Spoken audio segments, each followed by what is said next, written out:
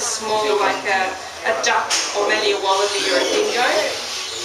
He doesn't tend to take things out that are quite big, though he can kill something the size of a draft horse or a buffalo if he wants to.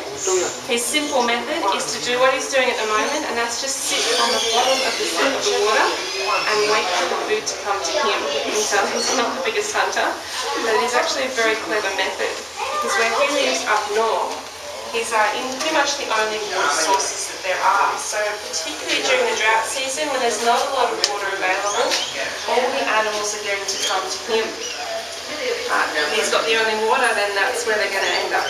So he will just wait until they come by the water's edge and have a drink, and then he'll launch out of the water from below. They're not going to see anything coming until it's too late, and then he'll drag them underneath the water and drown them.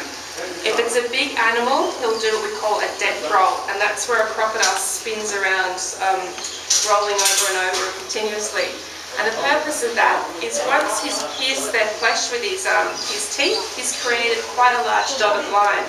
And by spinning, he's actually going to tear that animal apart along that dotted line. So he's got a nice bite-sized piece which he can swallow. It's a really graphic way of describing it, but that's the method he uses.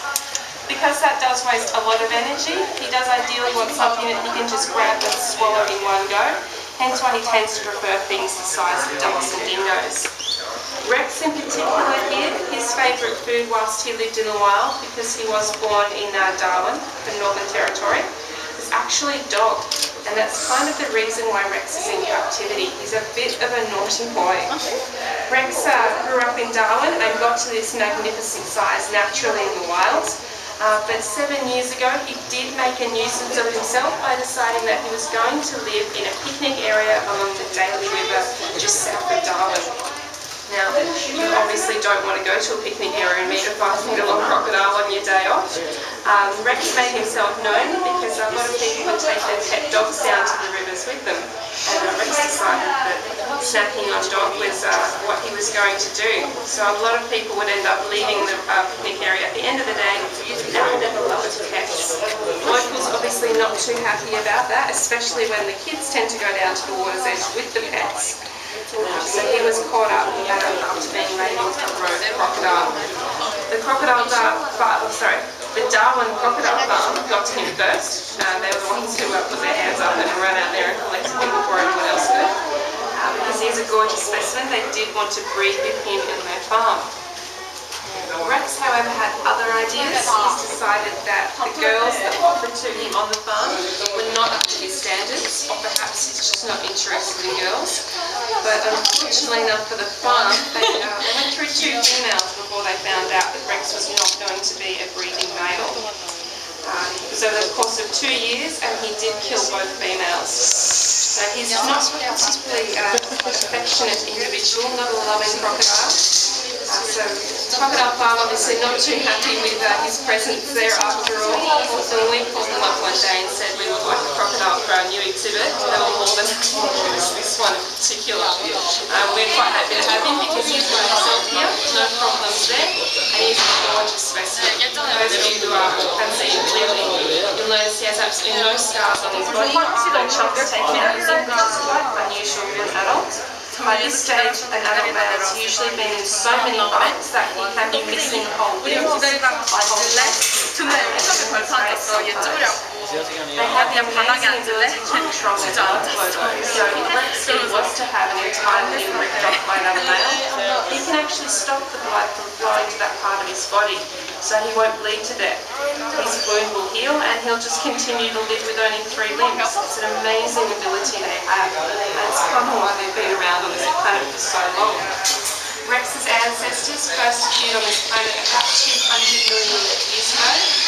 His more distinctive relatives, Dinosuchus, were around about 70 million years ago. And other than getting smaller in size, visually and genetically, they haven't really changed all that much. His anatomy is very much the same as that of his ancient ancestors. So they pretty much got their design right first time round and haven't really evolved since. In Australia, you only find the saltwater crocodile up north, across the top of the country, but his species can be found through Asia right up to India. There are other different species of crocodiles and alligators and caimans which are found around the world and the most aggressive ones you'll see. For anyone who does have any further questions about the crocodiles, feel free to come out onto the deck area. You access it through the kangaroo exhibit. How long can he stay under the water? Oh, good work. You place your eggs, Scott. Rex is capable of staying under for about 2 hours. That's not average for every crocodile. One his size can stay under that long because he can control his heart rate. He can actually suspend his heart from beating 42 beats per minute to beating once every 2 minutes. So he can slow his heart rate down so much that he conserves the oxygen, which means he can stay under for that long. If you've got any other questions, continue to mine or come out into the deck area.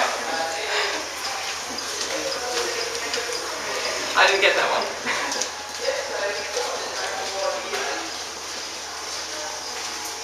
What temperature? No? Time does he eat? No, you're going to have to come out. I'm no good at charades. For the rest of you, enjoy the rest of your day here at Wildlife Sydney. You can exit and re-enter the park as many times as you want. When you go through the gift shop, just ask for a stamp on your hands and that will give you re-entry for the rest of the day. We are open until 8 PM, so feel free to make the most of it. And have a good one, guys. Thank you.